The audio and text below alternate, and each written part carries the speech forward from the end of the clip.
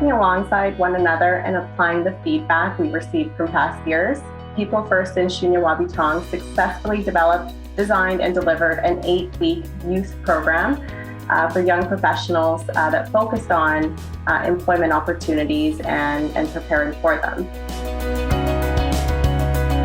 In 2020, it was challenging to get consistent engagement and participation from the youth who were involved in the program. So things like getting them to turn their cameras on, turn on their mics so that they can ask questions, provide feedback. That was definitely a challenge. The largest challenge of the summer program was the hindrance of in-person meetings.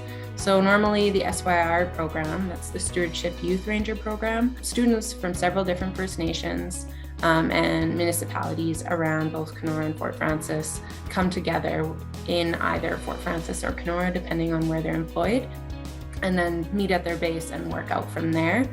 But with the restrictions of the pandemic, that wasn't really an option. So we had the students work directly in their own communities with youth from their communities.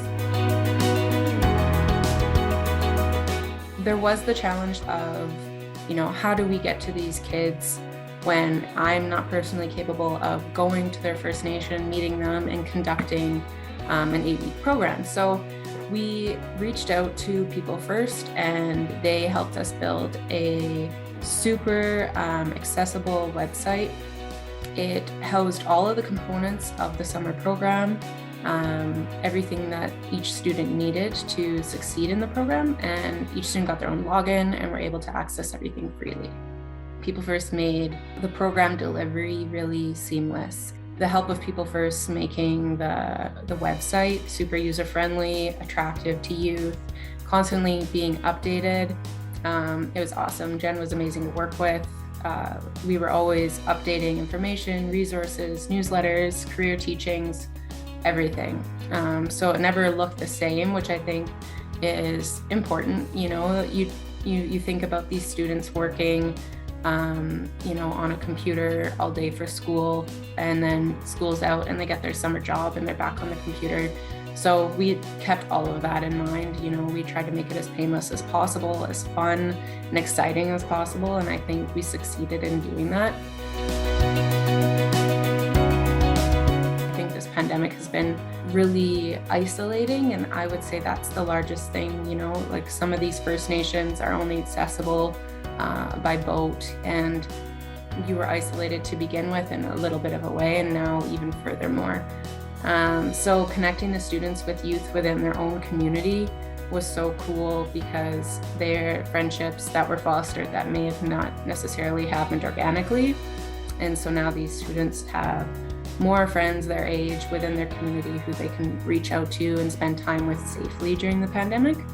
Youth within the program also had access to free and confidential counseling services through People First, which is phenomenal, especially considering, should they not be in school, do they have access to a counselor who's typically in their office or whatnot. So having that service available to them was something that I was really grateful to People First for.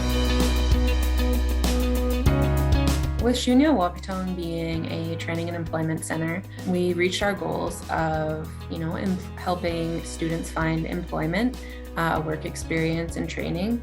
We served 19 youth in six different First Nation communities. This include Anamaki Wazing number 37, Kuchiching First Nation, Shoal Lake number 39, Wobisimong, Rainy River First Nation, and Matanchikini. We have students gaining work experience, but we also supported their connection to their culture and the elders within their community. And that's something that is also part of Shooniyaa Wa-Biitong's goal. We are working towards a strong and healthy Treaty 3 nation, and that starts with our youth, really.